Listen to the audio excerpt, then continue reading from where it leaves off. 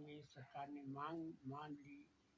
हिमालय में हरे पेड़ों 1000 मीटर से अधिक ऊंचाई पर हरे पेड़ों का कटान बंद हो गया, तो मैं गांव आकर समाज सेवा के साथ साथ अपने पिताजी के साथ खेती करने लगा।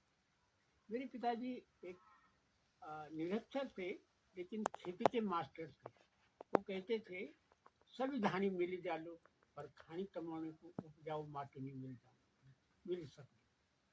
उस समय मुझे लगता था कि पिताजी क्या बोल रहे हैं, लेकिन उसके बाद क्या हुआ, जब खेती कर रहा था तो हरित क्रांति के बीज आ रहे थे, बीजों के साथ खाद आ रही थी, खादों के साथ कीटनाशक आ रहे थे, बीमारियां आ रही थी। और जब उन बीजों का इस्तेमाल किया, मैंने देखा कि बम्पर क्रॉप हो गई, खूब हो रहा है।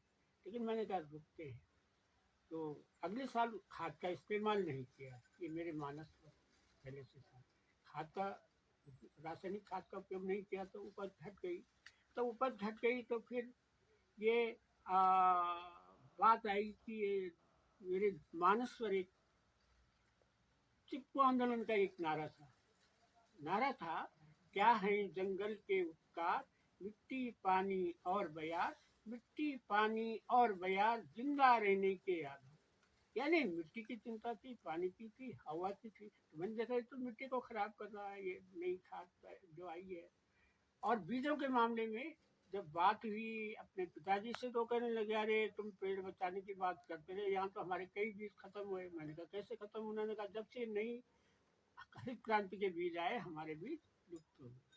बस मिट्टी की भी चिंता हो गई, पानी की भी हो गई, हवा की भी हो गई, और बीज की भी चिंता हो गई। मैं बीज की धुन में उन क्षेत्रों में गया जहाँ आज का विकास नहीं पहुंचा था, जहाँ कृषि विभाग नहीं पहुंचा था।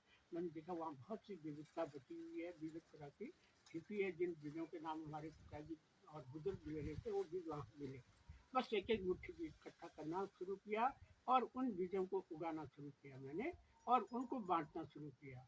फिर मैंने अपने चिपको आंदोलन की जो पुरानी टीम है उन लोगों से चर्चा की कि मैं एक काम कर रहा हूँ और हम लोगों को अब बीजों की ओर भी आगे बढ़ना चाहिए। तो उनमें धूम सिंह नेगी, कुंवर परसुन सरीके, सुदेशा बहन सरीके लोगों का साथ मिला, और हम फिर इस छोटे बीज को शुरुआत करने को, इसको बीज बचाओ आंदोलन के तौर पर इन बीजों को चलाने लगे। हमने महसूस किया कि जो खेती आ रही है हमें पर निर्भर बना रही है, दूसरे के अधीन कर रही है। बीज हमारी मुट्ठी में होना चाहिए, लेकिन तो कब कंपनी की मुट्ठी में जा रहा है। तो यहीं से बीज बचाओ आंदोलन की शुरुआत हुई। लेकिन क्या हुआ उस दौर में, जब हम करने लगे और हम मंडवा, झंगोरा, चीना, कौड़ी और जिसको मोटा अनाज कहा जाता है, हमने कहा ये हमारे पौष्टिक अनाज है।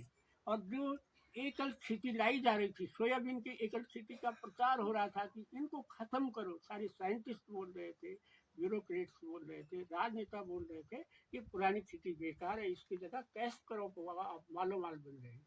लेकिन हम लोगों ने उस खतरे को समझा और कहते हैं ना, आप ऐसी खेती करो।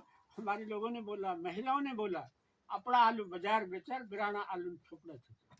यानी अपने आलू पैदा करके बाजार में बेच दो और सड़ा गल आलू खा के अपना अपना मुंह खराब करो, या बाहर से खाने का अन्न लाओ। तो हमने कहा हमारे लिए जो 12 की मिश्रित खेती है हमारे लिए उपयुक्त है, और ये हमारे पोषण के लिए, हमारे पशुपालन के लिए, हमारी धरती माता के लिए, क्योंकि उसमें अनेक तरह से लेग्यूम्स उगाए जाते हैं, वो हमारे लिए बहुत उपयोगी है। लेकिन सारे साइंटिस्टों ने उस समय विरोध किया कि मोटे अनाज बेकार की चीज़ है, इनको नहीं उगाना चाहिए। हमने कहा ये पौष्टिक अनाज है, इनको उगाना चाहिए और इसको आगे बढ़ाना चाहिए। और हमने लंबी लंबी यात्राएं इसके लिए की और वापस इसको बचाए रखने के लिए संदेश दिया। अस्कोट से आराकोट तक रघु भाई गुरदारी और दूसरे युवा साथियों का साथ लेके हम लोगों ने लंबी लंबी यात्राएं उत्तराखंड में की, और बारानाजा की वापसी और मंडवा झंगोरा की वापसी के लिए हम काम करने लगे। लेकिन आज हम देखते हैं कि जिसका हम विरोध कर रहे थे, सारी सरकारें वही बात बोल रही हैं। अब सरकारें बोल रही हैं, यूएन बोल रहा है कि ये मोटा अनाज उगाओ या मिलेट उगाओ।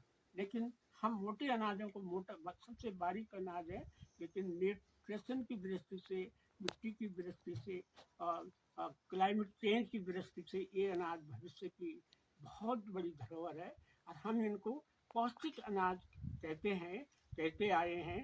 और सरकार से भी कई बार हमने अपने एजेंडा दिया और सरकार ने भी इस बात को माना।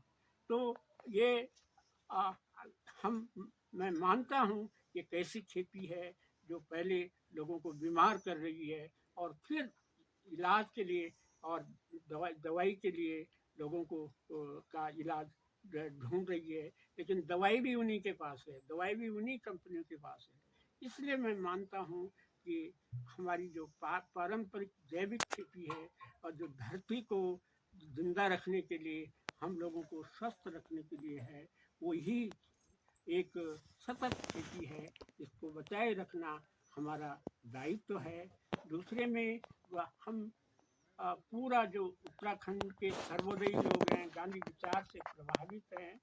और गांधी जी ने एक बात बहुत ही महत्वपूर्ण बोली है कि ये धरती सारे जीवधारियों का पोषण कर सकती है, लेकिन लालच एक व्यक्ति का पूरा नहीं कर सकती है।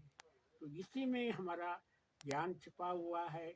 और हम लोग अपने बुजुर्गों ने जो सतत खेती का जो रास्ता अपनाया, उसी दिशा में काम कर रहे हैं और करते जाएंगे।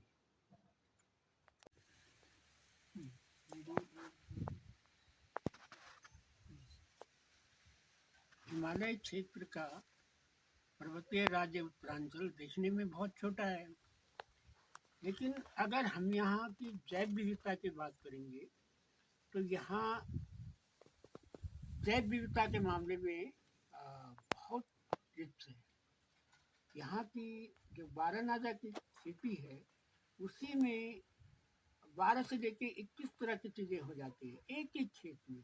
और एक ये बारानाजा जो पद्धति है, ये सब फसलें एक दूसरे की पूरक हैं, एक दूसरे को मदद देने वाली हैं और मिट्टी को उपजाऊ बनाने वाली हैं, पशुपालन को मजबूत करने वाली हैं और हमारी खाद्य सुरक्षा और पोषण के लिए बहुत उपयोगी है। और अगर पूरी विविधता की बात करेंगे तो हम लोगों ने शुरुआत जब की थी तो हम धान की 10-15 प्रजातियों को जानते थे, लेकिन आज हमारे पास डॉक्यूमेंटेशन भी है। कुछ धान की प्रजातियों को उगाते भी हैं। तो 300 से भी अधिक प्रजातियां इंडिजिनस जो वैरायटी हैं उनको हमने डॉक्यूमेंटेशन किया है। धान के अलावा गेहूँ की 30-32 हैं, जौ की 4-5 प्रजातियां हैं, काला जौ भी हमारे पास है। और अगर हम मंडुआ की बात करेंगे जिसको मोटा अनाज कहा गया, मिलेट है, पौष्टिक अनाज है, तो मंडुआ की 12 प्रजातियां हैं, झंगोरा की 8 प्रजातियां हैं, चीना की 1-2 प्रजातियां हैं, कौनी की 4-5 प्रजातियां हमारे पास हैं।